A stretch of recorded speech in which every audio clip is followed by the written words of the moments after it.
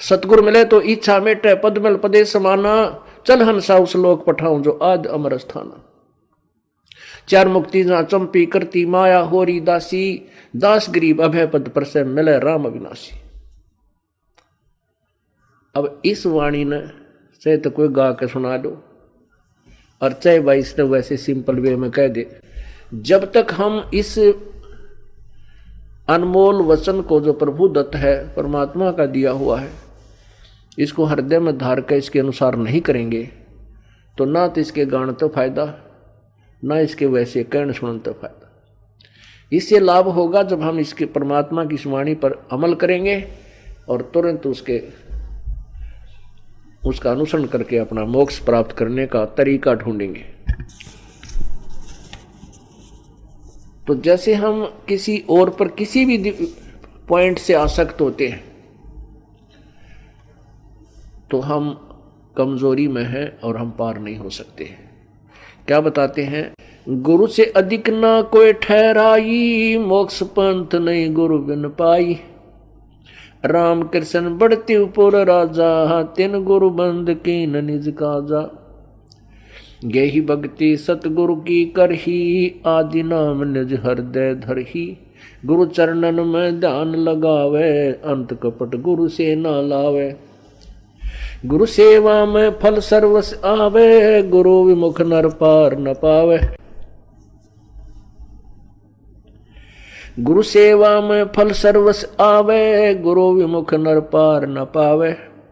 गुरु वचन निश्चय कर माने, पूरे गुरु की सेवा ठाने।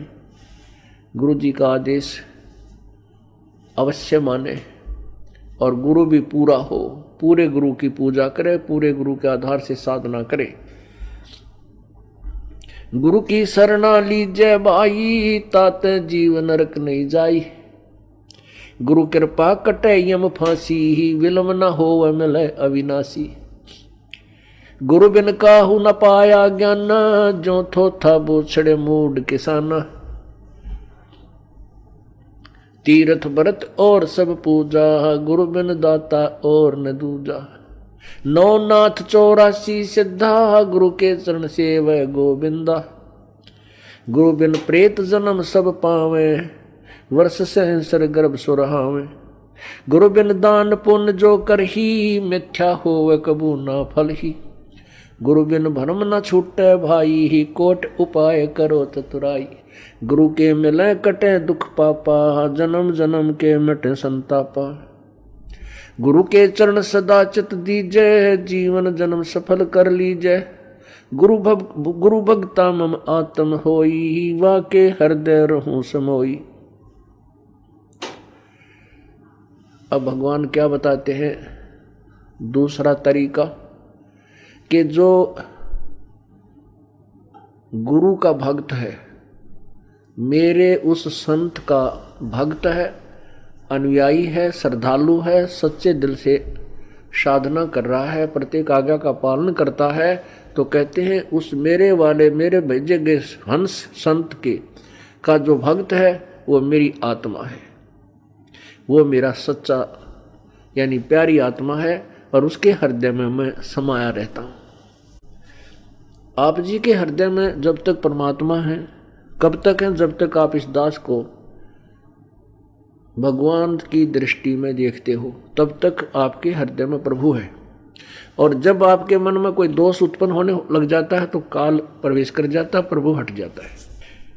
क्या कहते हैं भगवान, गुरु भक्ता मम आत्म होई, वाके हृदय रहूं समोई।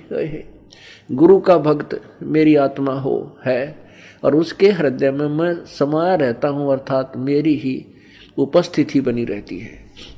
और जब तक भगवान की उपस्थिति है तो आपकी श्रद्धा भगवान गुरुदेव के प्रति और भक्ति के प्रति एक पूरी निष्ठा बनी रहती है। जो ही आपके हृदय में कोई दोष आता है प्रभु गुरु जी के प्रति, चाहे किसी प्रकार से, चाहे प्रत्यक्ष या अप्रत्यक्ष, परमात्मा आपसे दूर हो जाता है। ऑटोमेटिक सिस्टम है। तो उसमें आपके विचारों में परिवर्तन, ये दास पहले आपको आज जो पुण्यात्मा, जब तक आपके हृदय में परमात्मा समाये हैं तब तक ये दास आपको क्या दिखता है, ये तो आपको मालूम है, दास नहीं कहना चाहता। और जब आपके हृदय में काल समा जाएगा, ये दास आपको दुष्ट दिखाई देगा। दास वही है, पहले भी वही था और बाद में भी वही है, और आगे भी ऐसा ही रहेगा। आपने अपना ही शीशा, जैसे हम दर्पण में मुंह देखते हैं, फेस देखते हैं शीशे में, अगर वो शीशा खराब है तीसरा बूंदा मुंह दिखाओगा, बांगा बांगा। कई बार ना कोई कार खड़ी हो और उसके पास से निकला तो अपना शरीर उस कार के शीशे में नू दिखा, इतना बड़ा पेट सार ठगना है नूथ, ईसा बूंदा देखने भी जी ना करे। तो ऐसे ही जैसे कोई शीशा खराब है, उसमें मुंह देखे सा बूंदा दिखे, को मोटा मोटा कति मर रहा टेढ़ा मेढ़ा, और बढ़िया दर्पण है तो जो का तू दिखाता है। तो पुण्यात्मा, जब तक आपका अंतःकरण हृदय रूपी मिरर बिल्कुल स्वच्छ है, साफ है, तो ये दास आपको कति भगवान दिखाई देगा।